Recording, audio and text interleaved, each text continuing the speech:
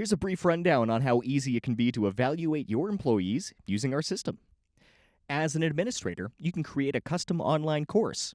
Now, these can include several playlist elements like text and images, videos, a variety of question options with our exam engine, activities, and more. You can also include digital paperwork like custom forms so employees or evaluators can fill out information, upload documents, and electronically sign. Now, if the employee passes based on the parameters you set, a custom certificate can be generated that automatically pulls in information like their name, course, date, even their signature, plus a QR code that links back into our system. These certificates can be emailed on completion, found on employees' profiles, and in training reports, which you can schedule or view on demand anytime.